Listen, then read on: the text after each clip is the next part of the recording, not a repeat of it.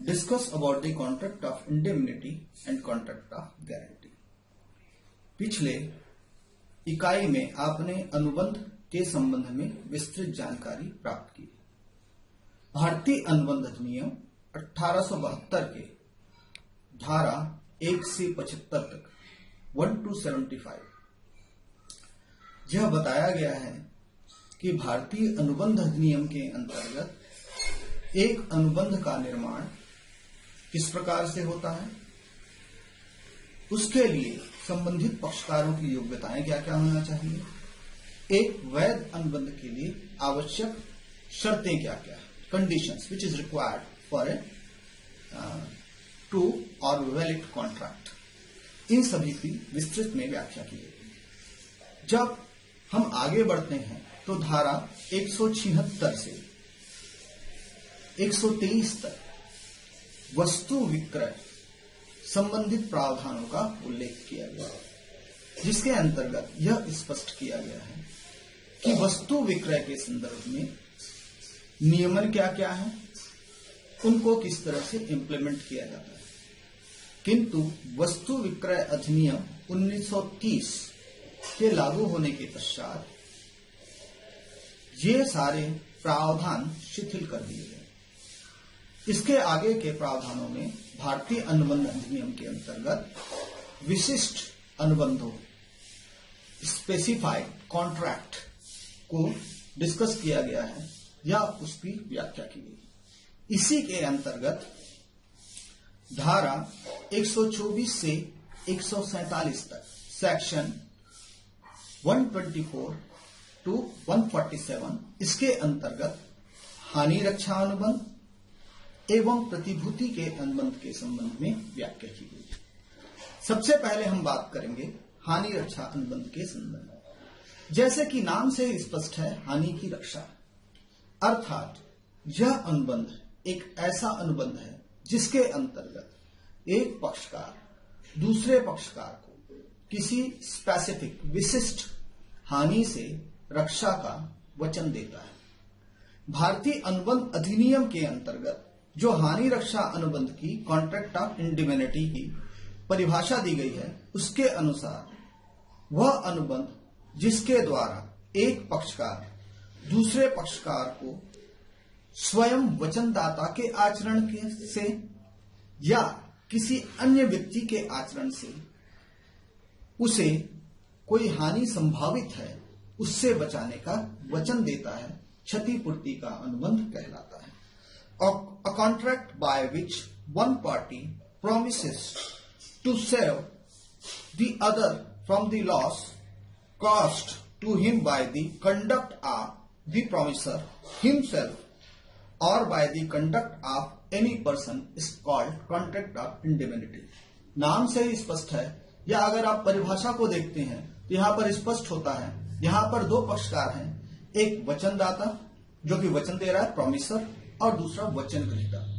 यहाँ पर वचनदाता वचन ग्रहीता को यह वचन देता है कि यदि उसके आचरण से या संबंधित किसी विशिष्ट व्यक्ति के आचरण से उसे कोई संभावित हानि है, उस हानि से बचाने का वचन देता है, ताकि जो उनके बीच व्यवहार संपादित होने हैं वो निर्बाध रूप से संपादित हो सके। यदि हम परिभाषा को देखें, इस परिभाषा के स्पष्टीकरण को देखें तो यहाँ पर दो पक्षकार हैं, एक पक्षकार जो कि वचन दे रहा है और दूसरा पक्षकार जो कि वचन ले रहा है। अगर हम हानि रक्षा अनुबंध की विशेषताएं देखना चाहें या इसे उदाहरण से समझना चाहें तो यहाँ पर आप ये कह सकते हैं कि यदि एक व्यक्ति किसी व्यक्ति स से कोई रकम उधार लेता है और यहाँ पर स के लिए एक व्यक्ति ब ये वचन देता है कि यदि स के द्वारा कोई ऐसा कृत्य किया जाता है जिससे उसे हानि होगी तो उसकी क्षतिपूर्ति के लिए वो उत्तरदायी होगा, तो ये हानि रक्षा अनुबंध कहलाएगा। वास्तव में हानि रक्षा अनुबंध दो प्रकार के होते हैं, पहला स्पष्ट और दूसरा गर्भित। स्पष्ट अनुबंध के अंतर्गत जब दोनों पक्षकारों के बीच प्रत्यक्ष रूप से वचनों का आदान प्रदान प्रतिफलों का निर्धारण होता है और उसके आधार पर अनुबंध का निर्माण होता है, तो यह प्रत्यक्ष अनुबंध या प्रत्यक्ष हानि रक्षा अनुबंध होगा। और गर्भित हानि रक्षा अनुबंध की यदि पक्षकार के किसी कृत्य से, किसी आचरण से यह स्पष्ट होता है कि यदि संबंधित पक्षकार को कोई हानि होगी तो उसको बचाने के लिए वो उत्तरदायी होगा, तो यह गर्भित हानि रक्षा अनुबंध होगा। हानि रक्षा अनुबंध की विशेषताएं, अब हम बात करेंगे हानि रक्षा अनुबंध की विशेषताओं के बारे में। कैरेक्टरिस्टिक्स और feature of contract of indemnity. सबसे पहले हम इनकी विशेषताओं की बात करेंगे तो इसमें पहली विशेषता होती है कि दो पक्षकार। हानि रक्षा अनुबंध के अंतर्गत दो पक्षकार होते हैं, पहला वचनदाता और दूसरा वचन ग्रहीता। दूसरा, यहां पर क्षतिपूर्ति का वचन है। यहां पर वचनदाता वचन ग्रहीता को किसी संभावित हानि से क्षतिपूर्ति का वचन प्रदान करता है। तीसरा, क्षति। जब हम हानि रक्षा अनुबंध के विषय वस्तु की बात करते हैं तो यहां पर क्षति, हानि, लॉस ही इसका सब्जेक्ट मैटर है। इसके अतिरिक्त और किसी विषय पर हानि रक्षा अनुबंध नहीं किया जा सकता। चौथा, एक हानि रक्षा के अनुबंध के लिए यह आवश्यक है कि उसमें सभी वैध ठहराव के लक्षण हो। पांचवा, हानि रक्षा अनुबंध में दायित्व की उत्पत्ति उसी समय होती है जब किसी पक्षकार का कृत्य उस संबंधित हानि से हो जिसके कारण वचन गृहीता को कोई हानि उठानी पड़ रही है। छठवां, हानि रक्षा के अनुबंध के लिए आवश्यक है कि इस अनुबंध का आधार सद्भावना हो, बिना सद्भावना के हानि रक्षा अनुबंध नहीं हो सकता।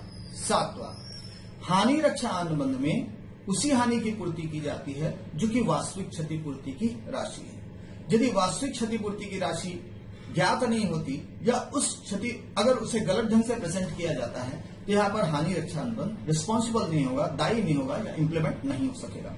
सातवां, हानि रक्षाधारी को केवल हानि रक्षा की पूर्ति प्राप्त करने का अधिकार है, इसके अतिरिक्त अन्य कोई भी अधिकार वो नहीं रखता।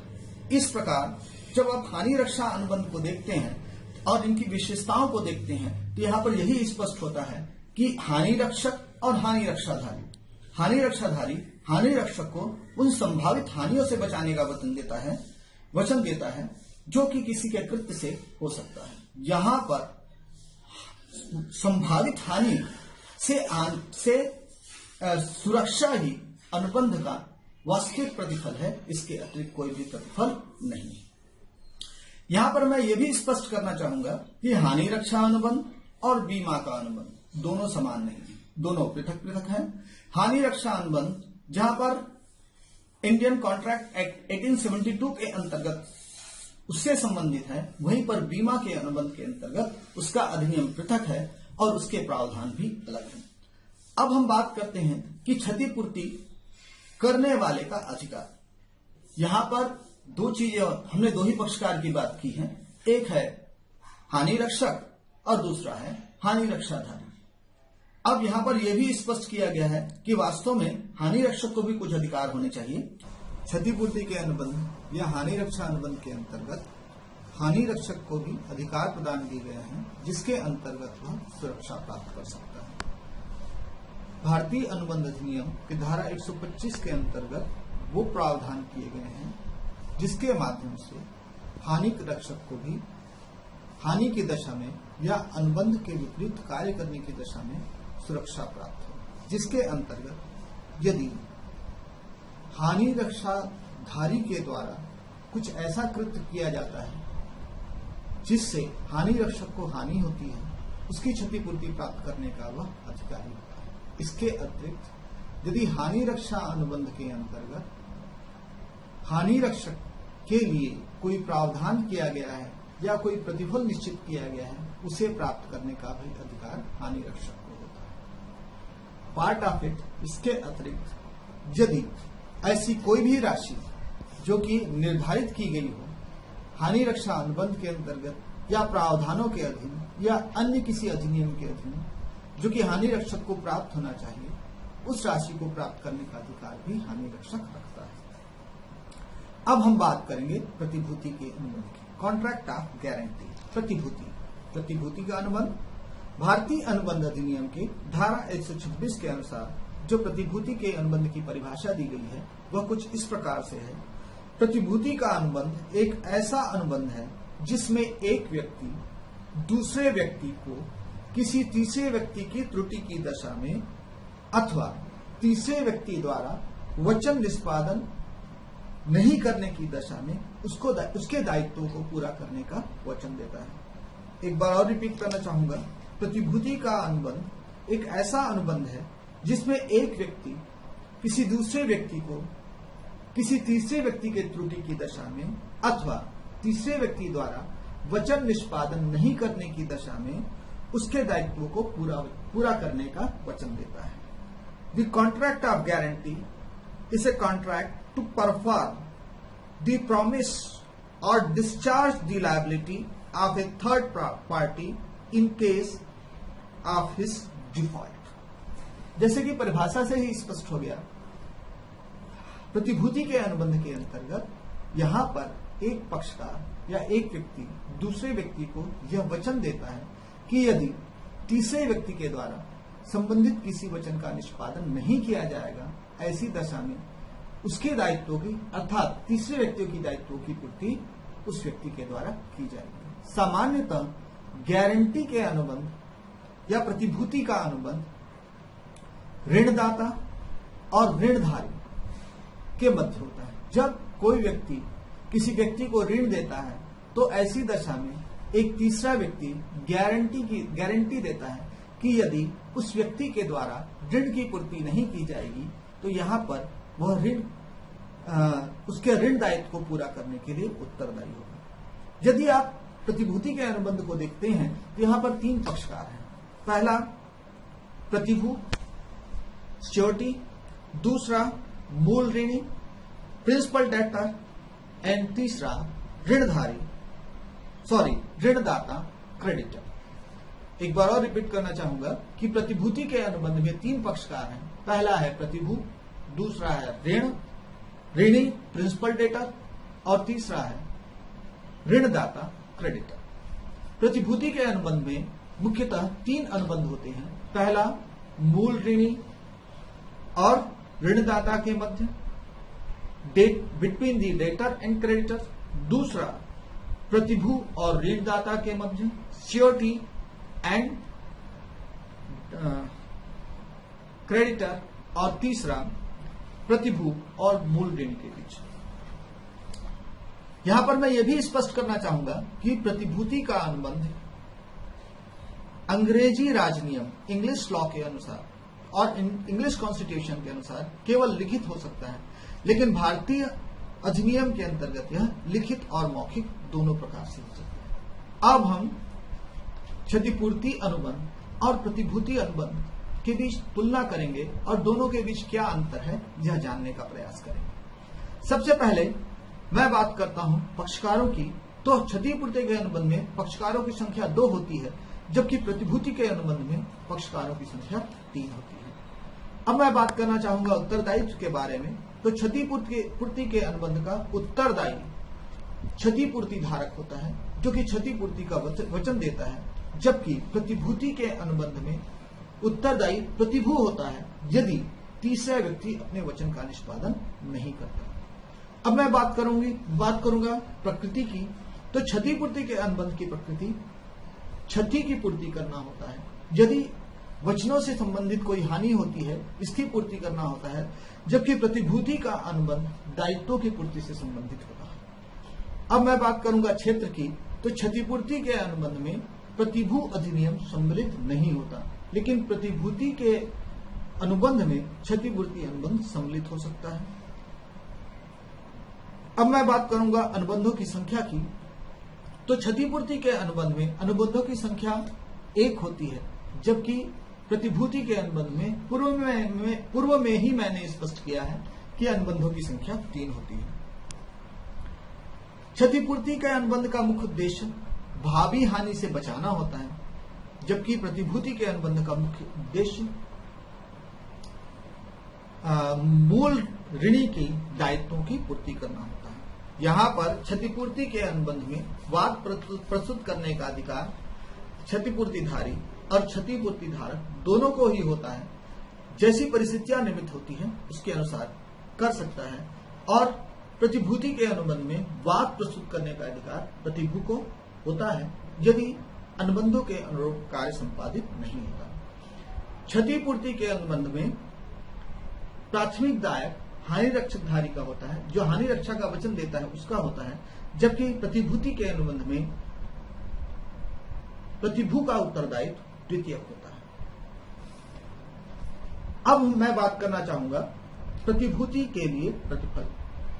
प्रतिभूति के अनुबंध में यह स्पष्ट किया गया है कि प्रतिभूति के अनुबंध के लिए में प्रतिफल होना आवश्यक है। इसके संबंध में धारा 127 के अनुसार यह स्पष्ट किया गया है कि मूल ऋणी के लाभ के लिए ऋणदाता द्वारा किया गया कोई कार्य अथवा दिया गया कोई वचन प्रतिभू के लिए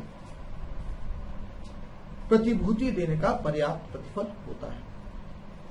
फिर से मैं एक बार रिपीट करना चाहूंगा, धारा 127 के अनुसार मूल ऋणी के लाभ के लिए ऋणदाता द्वारा किया गया कोई कार्य अथवा दिया गया कोई वचन प्रतिभू के लिए प्रतिभूति देने का पर्याप्त प्रतिफल होता है। अर्थात यहाँ पर स्पष्ट है कि यदि मूल ऋणी अपने दायित्वों की पूर्ति पूर्णतः कर देता है तो प्रतिभूति के अनुबंध के अंतर्गत यही इस अनुबंध का पर्याप्त प्रतिफल होगा। आगे यहाँ पर यह भी स्पष्ट किया गया है कि प्रतिभूति के अनुबंध के लिए पक्षकारों में अनुबंध करने के लिए संपूर्ण वैधानिक अनिवार्यताएं होना आवश्यक है। यदि किसी पक्षकार में अनुबंध की क्षमता नहीं है और वह प्रतिभूति के अनुबंध के लिए पक्षकार होता है तो उसे उत्तरदायी ठहराया नहीं जा सकता। अब यहां पर मैं बात करना चाहूंगा प्रतिभूति के अनुबंध की मुख्य विशेषताओं की। तो इन विशेषताओं में सबसे पहला आता है प्रतिभूति के अनुबंध में पक्षकारों की संख्या। प्रतिभूति के अनुबंध में पक्षकारों की संख्या 3 होती है। पहला मूल ऋणी, डेटर, ऋणदाता, क्रेडिटर और प्रतिभू श्योरिटी। दूसरी इसकी विशेषता है कि इसमें 3 अनुबंध होते हैं जिसकी मैंने पूर्व में ही व्याख्या कर दी है। तीसरा, भारतीय अनुबंध अधिनियम के अनुसार प्रतिभूति का अनुबंध लिखित और मौखिक दोनों ही प्रारूप में हो सकता है। चौथा, यहां पर पूर्व में यह स्पष्ट किया जा चुका है कि प्रतिभू का दायित्व द्वितीयक होता है, गौण होता है यदि मूल ऋणी के द्वारा अपने दायित्वों की पूर्ति नहीं की जाती, ऐसी दशा में प्रतिभू अपने दायित्वों की पूर्ति करता है। पांचवा, यहां पर यह आवश्यक है कि मूल ऋणी के संदर्भ में प्रतिभूति को संपूर्ण जानकारी दी जाए और उसे उसके अनुसार ही उसके क्रियाओं का संपादन किया जाए। साथ ही साथ यह भी स्पष्ट किया गया है कि प्रतिभूति के अनुबंध में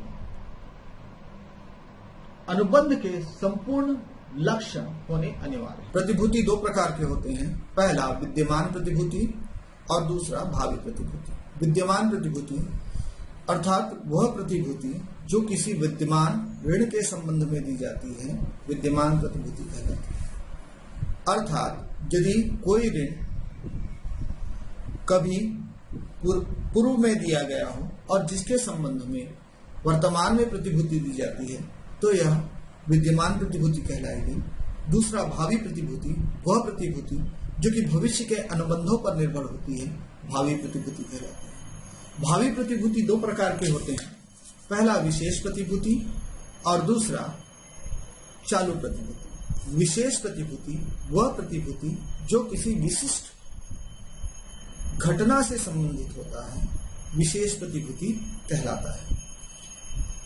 और चालू प्रतिभूति एक ऐसी प्रतिभूति होती है जो कि लगातार चलती जाती है। अर्थात निरंतर प्रक्रिया में सामान्यतः जो चालू संपत्तियों के लिए या वर्किंग कैपिटल अरेंजमेंट के लिए जो ऋण लिए जाते हैं और उसके संबंध में जो प्रतिभूति दी जाती है वह चालू प्रतिभूति कहलाती है। अब अधिनियम के प्रावधानों के अनुसार प्रतिभू अपने उत्तरदायित्वों से किन दशाओं में मुक्त हो सकता है। इसके संबंध में अधिनियम के अंतर्गत कुछ प्रावधान दिए गए हैं जो कि निम्नलिखित हैं। पहला, यदि अनुबंध में प्रतिभूति के अनुबंध में किसी प्रकार का विपरीत प्रावधान ना हो तो ऐसी दशा में प्रतिभू मूल ऋणी एवं ऋणदाता दोनों को ही सूचना देकर अपने दायित्वों से मुक्त हो सकता है। दूसरा, प्रतिभू के मृत्यु की दशा में प्रतिभूति स्वतः समाप्त हो जाती है और यह नियम चालू प्रतिभूति के साथ भी लागू होता है। तीसरा, अनुबंध के शर्तों में परिवर्तन करके यदि मूल ऋणी ऋणदाता या ऋणदाता प्रतिभू या मूल ऋणी एवं प्रतिभू आपसी सहमति से या तीनों में सहमति से अनुबंधों के शर्तों में अर्थात प्रतिभूति के अनुबंध के शर्तों में परिवर्तन किया जाता है जिसमें सभी की सहमति होती है, तो ऐसी दशा में प्रतिभू अपने दायित्वों से मुक्त हो सकता है। चौथा, मूल ऋणी को मुक्ति देकर यदि ऋणदाता मूल ऋणी को अपने दायित्वों से मुक्ति देता है, ऐसी दशा में भी प्रतिभू अपने दायित्वों से मुक्त हो जाता है। पांचवा, यदि ऋणदाता मूल ऋणी से यह समझौता करता है कि वह उस पर न्यायालय में किसी भी प्रकार का वाद प्रस्तुत नहीं करेगा, तो ऐसी दशा में भी प्रतिभू अपने दायित्वों से मुक्त हो जाता है। फिर अगला छठवां, यदि मूल ऋणी के द्वारा कुछ ऐसा कृत्य किया जाता है जिससे प्रतिभू के अधिकारों में कमी आती है, तो ऐसी दशा में भी वह अपने दायित्वों से मुक्त हो सकता है। सातवां, यदि प्रतिभूति अनुबंध का विषय वस्तु अवैध हो जाए किसी भी अधिनियम के प्रावधानों के अंतर्गत, तो ऐसी दशा में भी प्रतिभू अपने दायित्वों से मुक्त हो जाता है। इस तरीके से प्रतिभू अपने दायित्वों से मुक्त हो सकता है अनुबंध के प्रावधानों के अनुसार। अब बात करेंगे प्रतिभू के अधिकारों की। प्रतिभू को दो अधिकार प्राप्त हैं। पहला, मूल ऋणी के विरुद्ध अधिकार, दूसरा ऋणदाता के विरुद्ध अधिकार। मूल ऋणी के विरुद्ध अधिकार, प्रतिभूति के अनुबंध के अनुसार प्रतिभू को मूल ऋणी के विरुद्ध यह अधिकार प्राप्त है कि वह उस पर अपने वचन के निष्पादन के लिए कह सकता है या उस पर दबाव डाल सकता है। साथ ही यदि वह मूल ऋणी के द्वारा वचन पूरा नहीं करने की दशा में उसके दायित्वों की पूर्ति करता है, तो यहाँ पर मूल ऋणी प्रतिभू के प्रति उत्तरदायी हो जाता है और मूल प्रतिभू को यह अधिकार है कि मूल ऋणी से अपने हानि की भरपाई करा सकता है। दूसरा, ऋणदाता के विरुद्ध अधिकार, प्रतिभू का ऋणदाता के विरुद्ध यह अधिकार है कि वह किसी भी ऐसे कृत्य को करने से ऋणदाता को रोक सकता है जिससे मूल ऋणी के अथवा प्रतिभू के अधिकारों में कमी हो सकती है या मूल ऋणी अपने दायित्वों से मुक्त हो सकता है। धन्यवाद।